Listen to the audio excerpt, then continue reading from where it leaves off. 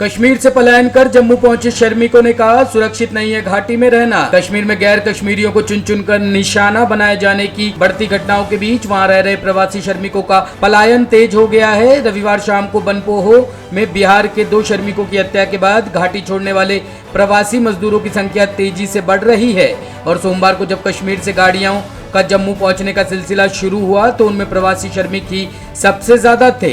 श्रीनगर से जम्मू छत्तीसगढ़ निवासी अजीत शाहू ने बताया कि वह वहां ईंट भट्टे पर काम करता था। उसके साथ उसकी पत्नी व 2 बच्चे भी वहां पर ही रह रहे थे। जैसे ही हमें रात को 2 बिहारी युवकों के मारे जाने की सूचना मिली तो हमने उसी समय कश्मीर छोड़ने की तैयारी शुरू कर दी। हालांकि भट्टा मालिक ने उन्हें वहां सुरक्षित रखने का आश्वासन दिया, लेकिन परिवार की सुरक्षा को देखते हुए उसने घाटी को छोड़ना ही बेहतर समझा। 3 लोगों को वहाँ हत्या की गई है जो लेबर थी। क्या कहेंगे उसके बारे में? उसके बारे में हमको ये रिक्वेस्ट है कि हमारा जान बहुत, हम लोग सब लोग डर चुके हैं। वहाँ से हम लोग बड़ी मुश्किल से जान बचा कर यहाँ आए हैं। सरकार से हमारा यही निवेदन है कि हमको यहाँ से जल्द छत्तीसगढ़ भेज दे या फिर हमको जहर ला के दे। हम बता रहे थे कि हम उसका अभी एयरलिफ्ट करवाए और हम अभी श्रीनगर से ही आ रहे हैं। ऐसे भी माहौल बहुत खराब है। कैसी सिचुएशन है कश्मीर की? बहुत दहशत का माहौल है और हर कोई इस टाइम वहाँ से निकलना ही चाहते हैं, कोई रहना नहीं चाहता। निकलने वाला कौन है वहाँ से? निकलने वाले जो भी बिहार के बंदे हैं, खास करके रेडी वाले हैं, पटरी वाले हैं, काम घर रोज रेडी पर कमाने वाले हैं, वो वहाँ से निकल रहे हैं। उन्हीं लोगों को क्यों टारगेट बनाया जा रहा है? अब ये हर किसी की बस की बात नहीं है। कोई कुछ बोलता है, कोई कुछ बोलता है। हम तो किसी के सामने ऐसा कुछ बोल नहीं सकते।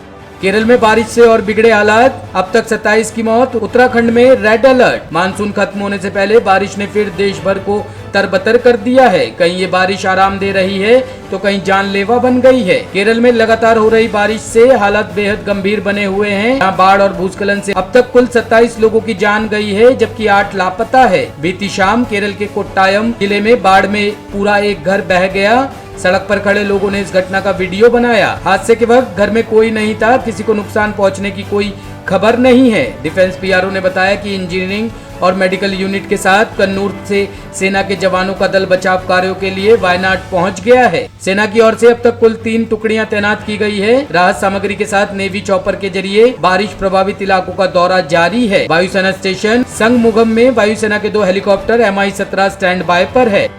पंजाब हरियाणा में किसानों ने रोकी रेल। यूपी में PSC की 160 कंपनी तैनात। केंद्रीय राज्य मंत्री अजय मिश्रा टोनी को केंद्रीय मंत्रिमंडल से हटाने की मांग को लेकर किसान संगठनों का 6 घंटे का राष्ट्रव्यापी रेल रोको आंदोलन जारी है।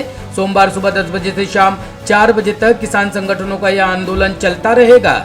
इस प्रदर्शन से यूपी, पंजाब और हरियाणा में ट्रेनों की आवाजाही बाधित हुई, जिससे यात्रियों को असुविधा का सामना करना पड़ा। रेलवे के CPRO ने कहा है कि आंदोलन की वजह से उत्तर रेलवे जोन में 30 स्थान प्रभावित हुए हैं। वहीं लखनऊ पुलिस ने चेतावनी दी है कि किसान संगठन रेल रोको आंदोलन में हिस्सा लेने वालों के खिलाफ पुलिस कार्रवाई करेगी। लखीमपुर खीरी हिंसा मामले में उनके बेटे आशीष मिश्रा टेनी को गिरफ्तार किया गया है। उत्तर प्रदेश के ADG प्रशांत कुमार ने कहा कि महत्वपूर्ण और संवेदनशील जिलों में बाहर से भी अधिकारी भेजे गए हैं जो लगातार किसान संगठनों और अन्य नेताओं से बात कर रहे हैं। कहीं भी रेल यातायात बाधित नहीं है। कुछ जगहों पर जब ट्रेन नहीं जा रही थी तो किसानों ने प्रतीकात्मक विरोध प्रदर्शन किया। एहतियातन लगभग 160 कंपनी PSC और 9 कंपनी पैरामिलिट्री लगाई गई है।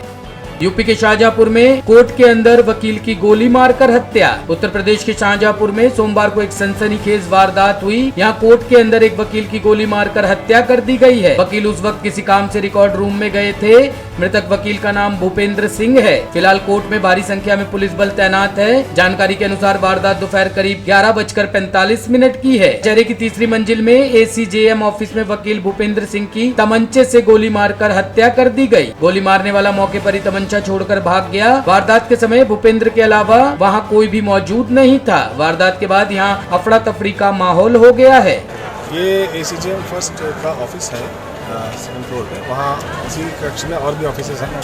तो एक बाबू है जिसका कहना है कि वकील साहब ये जो गोली लगी है ये कोई सवाल जवाब के लिए आए थे। जब वो दे रहा था तब तक गोली की आवाज़ सुनाई पड़ी और वकील साहब नीचे गिर पड़े।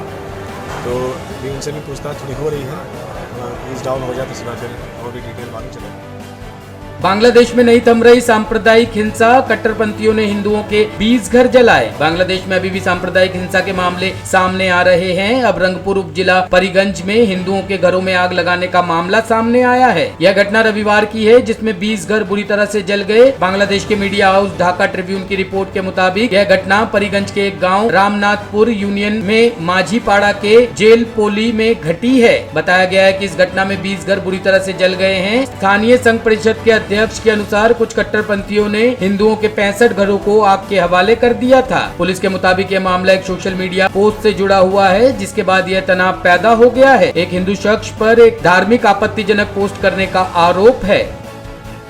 ब्यूरो रिपोर्ट, टीम तफ्तीश न्यूज।